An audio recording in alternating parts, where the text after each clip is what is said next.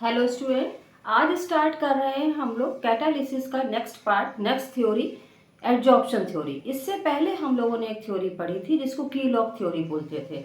आज हम लोग पढ़ेंगे मॉडर्न एडजॉर्प्शन थ्योरी। तो हेडिंग लगाते हैं एडजॉर्प्शन थ्योरी।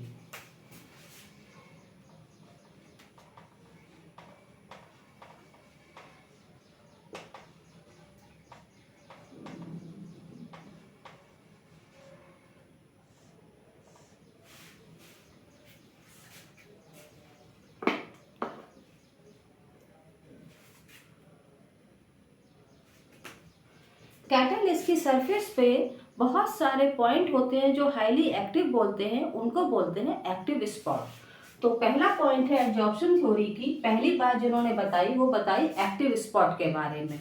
तो कैटालिस्ट के सरफेस पर बहुत सारे ऐसे पॉइंट होते हैं जो हाईली एक्टिव होते हैं, इन्हें बोलते हैं active spot. On the surface of the catalyst, on the surface of catalyst there are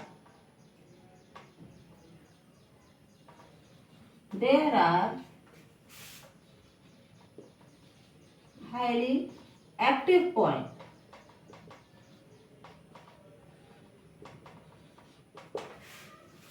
There are highly active point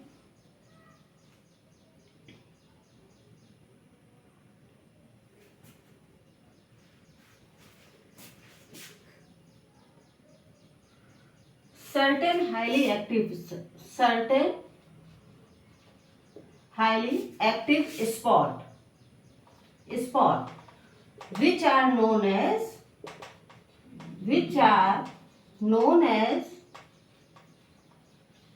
active spot, जिनको हम क्या बोलते हैं, एक्टिव स्पॉट बोलते हैं। तो सबसे पहले तो उन्होंने ये चिन्हित किया कि सरफेस पर एक्टिव स्पॉट होते हैं। अब इन एक्टिव स्पॉट के होने का फायदा क्या है? रिएक्टेंट मॉलिक्यूल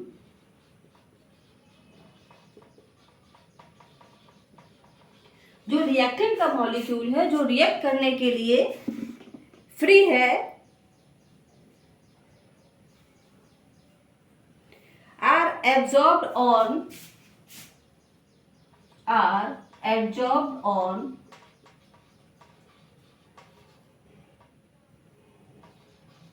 कहां पर एब्जॉर्ब हो जाएगा? Are absorbed on these free valencies forming spot.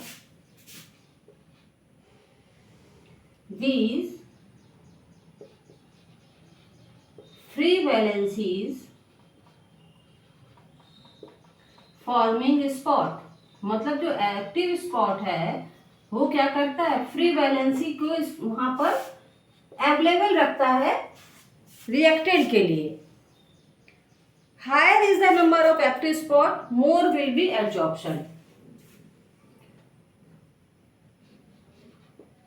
Higher will be active spot,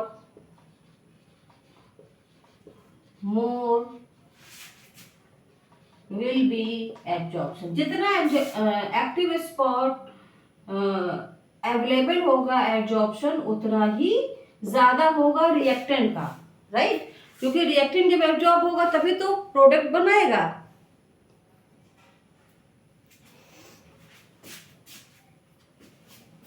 next point, जितने एक्टिव स्पॉट आपके उसमें अवेलेबल हैं उतने ही एब्जॉर्प्शन पॉइंट यहां पर हैं, उतने ही एब्जॉर्प्शन होगा।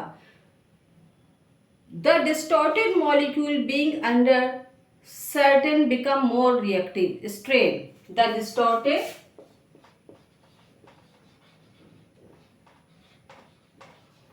ये नंबर 4 पॉइंट है। डिस्टॉर्टेड मॉलिक्यूल जो है being under strain,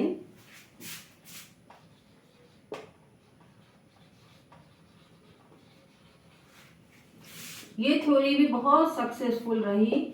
being under strain become more reactive। become more reactive, right.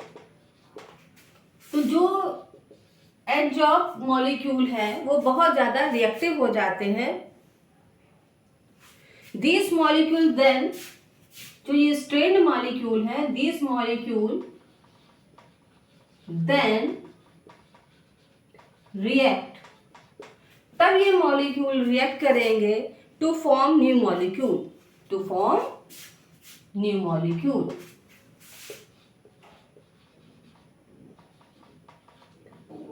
तो ये है आपकी एडजॉर्प्शन थ्योरी, जो बताती है सरफेस पर पहले रिएक्टेंट के मॉलिक्यूल एडजॉर्ब होते हैं, फिर वो रिएक्ट करके नए मॉलिक्यूल को प्रोड्यूस करते हैं। तो ये है आपकी एडजॉर्प्शन थ्योरी, और एडजॉर्प्शन थ्योरी आपके बहुत सारे फैक्ट को सक्सेसफुली एक्सप्लेन करती है। तो इसके मेरिट्स लिख लें। सक्सेसफुली जो भी इसने एक्सप्लेन किया है, action of catalytic poisoning,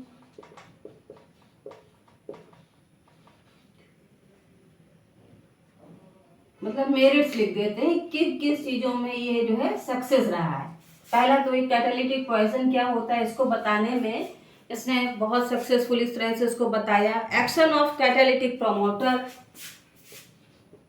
action of catalytic promoter,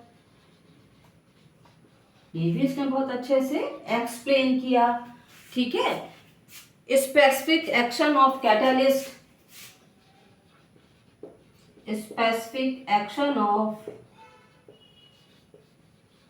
catalyst, ये भी इसने बहुत अच्छे से एक्सप्लेन किया। नेक्स्ट है efficiency of finally divided catalyst, efficiency of finally divided catalyst, ये हम मेरिट्स ही पढ़ रहे हैं। Efficiency of finally divided catalyst,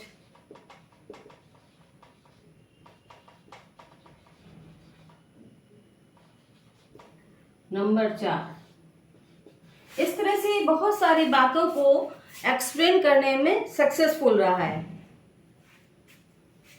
great reactivity of catalyst, great reactivity of catalyst on rough surface, on rough surface.